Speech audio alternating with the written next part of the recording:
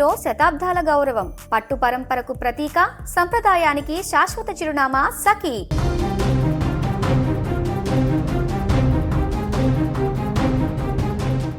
తమిళనాడు రాజకీయాల్లో దశాబ్దాలుగా సాగుతున్న ద్రవిడ రాజకీయ చరిత్రను తిరగరాస్తూ ఒక కొత్త శక్తి చెన్నై కోటపై జెండా ఎగురవేసింది.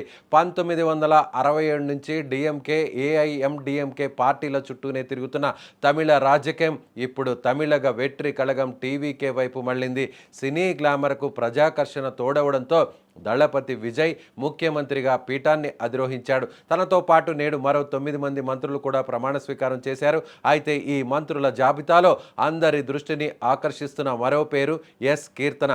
ఒక సామాన్య మధ్యతరగతి కుటుంబం నుంచి వచ్చి రాజకీయ మూలాలే లేని నేపథ్యం ఉన్నప్పటికీ నేడు విజయ్ క్యాబినెట్లో మంత్రిగా బాధ్యతలు స్వీకరించి ఇప్పుడు అందరినీ ఆశ్చర్యపరుస్తోంది ఈ మహిళ. కీర్తన ఒక రకంగా తెలుగమ్మాయి అని కూడా చెప్పవచ్చు. తెలుగు గడ్డపై పుట్టకపోయినా తెలుగు చాలా స్పష్టంగా మాట్లాడుతుంది.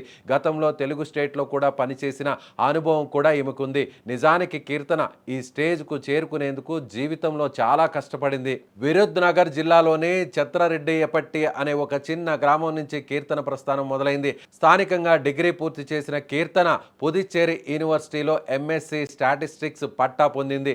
కేవలం చదువుకే పరిమితం కాకుండా తెర వెనుక రాజకీయ వ్యూహాలను రచించడంలో ఆమె ఆరితేరింది. ప్రముఖ రాజకీయ వ్యూహకర్త ప్రశాంత్ కిషోర్ బృందంలో చేరి గోవా, పశ్చిమ బెంగాల్ ఎన్నికల్లో కీలక పాత్రను పోషించింది. 2021లో తమిళనాడులో ఎంకే స్టాలిన్ గెలుపు కోసం కూడా పనిచేసిన అనుభవం ఈమెకుంది. అంతేకాకుండా హైదరాబాద్లోని టీడీపీ సోషల్ మీడియా లీడ్గా పనిచేస్తున్న సమయంలోనే ఆమె తెలుగు భాషపై పట్టు సాధించింది. సోషల్ మీడియా శక్తిని గుర్తించిన కీర్తన తన సొంత ప్రాంతమైన శివకాశి నియోజకవర్గంలోని ప్రజా సమస్యలను వీడియోల ద్వారా వెలుగులోకి తెచ్చింది. తక్కువ కాలంలోనే లక్షలాది మంది ఫాలోయర్లను సంపాదించుకున్న ఆమె ప్రతిభను చూసి ఎన్నికలకు కేవలం నెల రోజుల ముందు విజయ్ ఆమెను పార్టీలోకి ఆహ్వానించి టికెట్ ఇచ్చాడు. ప్రచారంలో భాగంగా ఆమె తన తెలుగు ప్రసంగాలతో స్థానిక ఓటర్లను కూడా ఆకట్టుకోవడం విశేషం. చివరికి కాంగ్రెస్ అభ్యర్థి జి అశోకన్ పై 11,000 ఓట్ల మెజారిటీతో విజయం సాధించడమే కాకుండా శివకాశి నుంచి గెలిచిన తొలి మహిళా ఎమ్మెల్యేగా చరిత్ర కూడా సృష్టించింది. కేవలం 9 మందితో కూడిన విజయ్ చిన్న క్యాబినెట్లో ఆమెకు చోటు దక్కడం ఆమె పనితీరుపై విజయ్కున్న నమ్మకాన్ని తెలియజేస్తుంది.